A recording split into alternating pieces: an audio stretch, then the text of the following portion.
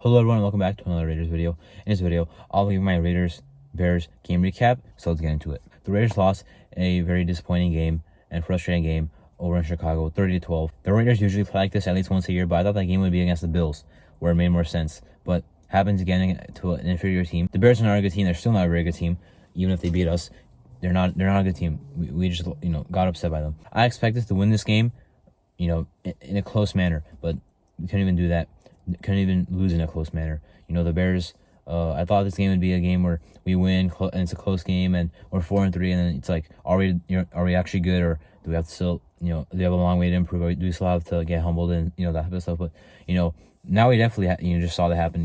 We're now at 3-4, and our loss was to the Bears instead of potentially the Lions next week. If the Lions beat us after we were on a 3-game win streak, I'd have been okay with it. And this is why I was talking about improving in these last 3 games. The Packers game we barely won. The Patriots game we played bad as well and won. And now this game we lost. It caught up to us. We didn't improve at all. As a matter of fact, it got worse. It's not like the Bears are a better team than the Patriots, and they're definitely not a better team than the Packers. So it was on us, not getting better. That's why I was never sold on this team, even when we were 3-3. 3-3 is a solid record, but we haven't played well. Now we're 3-4.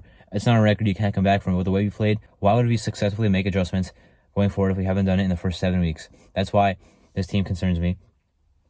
Now, going forward, of course, I want to win every game we play, but it's not a very good sign. The offense looks like it won't get back on track this year. Josh Jacobs will not get back on track this year. Doesn't matter how bad the opposing team's run defense is or whatever. We cannot run the ball on anyone. So don't expect Jacobs to have 1,000 yards still, or 10 touchdowns probably. Probably won't have that, is what I'm trying to say. And our offense will not be good in the red zone. Our offense will not move the ball effectively, and we'll still have a million turnovers. And our offense will not get adjusted. Now, our defense, I thought, eventually if the offense kept playing like this, our defense would eventually not be able to hold. We saw that here. 2 games in a row, absolutely bailing us out and winning. And, 3 games ago, or I guess now 4, against the Chargers in week 4, they kept us in the game. And we had a chance to tie it up at the end.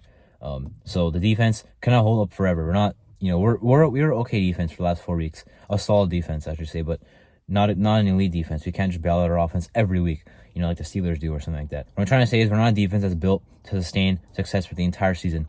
We had a nice run, won some games, helping our offense out, or saving our offense, but, not enough to, continue to win games only with the defense. Defense eventually fell through, and unfortunately, this is the Bears, which concerns me about what's going to happen against the Lions. We still have to play the Chiefs twice. The Vikings have a good offense, so concerns me. We played really bad in run defense. We've seen it before this year, looking bad in run defense, but I thought we'd be better this week. Donnie Foreman just absolutely carved this apart.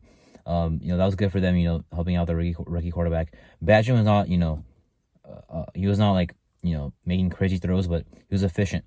Like, now I can definitely see him not having a good game next week against the Chargers, or any other week that he actually starts in. I feel like it was one good game, but that one good game was against us, so, that's what I care about. He had a good game. He was efficient. Well, after him, actually, got some good pressure in this game, I feel like, but, got the ball out quickly. Tyree Wilson looked solid in this game. Had a nice sack, I guess, but also almost had a cleaner sack, but, Badger got the ball out, but still some solid reps there from Tyree Wilson. I'd love to see Max Crosby got a sack. Not surprised there against the Bears O-line. Pass rush, I don't think it looked bad, just to get the ball out quick. But our run defense definitely looked bad. Von Diablo got hurt. I guess that had some part to do with it, but even before that, we're still getting carved apart. Robert Flynn got banged up, came back in, still getting picked apart with or without him.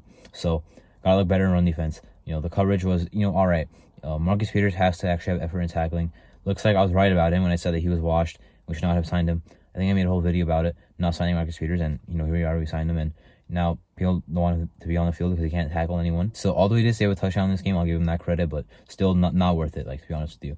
If we're paying this guy this much money, he should have a couple of picks by now. He hasn't done anything. He's hardly got his hands on the ball. You know what I mean? He had one good play against the Hackers where he tipped the ball in the air, it was picked. Besides that, I haven't seen him do anything that good in coverage. And, of course, his tackling is lacking. So, concern there. Now, his health has not been a concern, at least.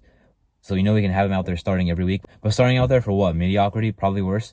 So, he has not looked that good. I don't know why Tyler Hall didn't play that much. I don't know what happened there. He was good in the slot for two weeks straight. All of a sudden, Amik Robertson moved to the slot. David Long outside. I guess they're waiting for David Long to get more healthy to put him out there. I'm not sure, but, not the right move. Not a move you want to make for David Long Jr., if that's why they did it. You know what I mean? I'm fine with him being on the bench. I'm fine with Amik Robertson being on the outside until Nate Hobbs gets back, and then, we'll do the thing we were doing before. But Tyler Hall has to get out every opportunity to play when Nate Hobbs is not playing. He's our second best slot corner. And Emil Robertson has looked good this year. That's why he's playing on the outside. And you can still have Tyler Hall on the field. Tyler Hall's played well enough to where he should be on the field. That's why we signed him to the 53-man roster. He's going to be here even when Hobbs is back, which looks like he'll be on Monday against the Lions. But even then, like Tyler Hall is going to get on the field somehow. At least so we thought. Now, by the time Nate Hobbs comes back, I don't know if Tyler Hall even has a spot on this team because he didn't play him and Nate Hobbs is not even playing. So I'm not sure what happened there. Big part of it there, I would want to say. But unless he was not feeling well or something like that. But regardless, got outcoached. Really bad game. The offense still sucks. The defense got destroyed completely. We fed Vontae Adams to start the game. Jacoby Myers did his thing. The Titans didn't really do much. But, O'Connell came in, threw a touchdown. That was nice to see. Threw a pick, but that's what we see from O'Connell. Throwing the ball downfield aimlessly. One of his only faults, I would say. Of course, ball security last week the last game he played in was a question mark. Of course, fumbling the ball 3 times, losing it twice. From now on, if Garoppolo cannot go, which will happen, Aaron O'Connell has to be the guy. Like, Aaron O'Connell played better against the Chargers than Brian Hoyer did against the Bears. So now that we have a sample size of both, O'Connell is clearly better. And going forward, not only should that be the case, but O'Connell should be the actual quarterback too, not Brian Hoyer. Because at this point, we saw what Brian Hoyer can actually do. So it better not be Brian Hoyer that's as the official quarterback too on Monday and every other game going forward. Regardless, Garoppolo being back, I think honestly is gonna be an okay boost because at least with Garoppolo we can move the ball.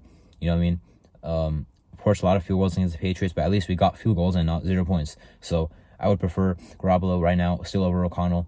The season is not over. Like, even though I'm not high on this team, I'll never actually want the season to be like, I'll never want to give up on the season when we're 3-4. So that's why I think Garoppolo right now gives us the best chance to win, even though he's not our future quarterback. But down the road, O'Connell will start more games this year, and I will look forward to them. But until then, gotta win the games that we can win. Still have some winnable games coming up. But of course, besides the Lions, which is a very tough game, but never know what can happen. Any given Monday, as they say. Regardless, that was my Raiders-Bears Week 7 game recap. I'm Marto, and thank you for watching.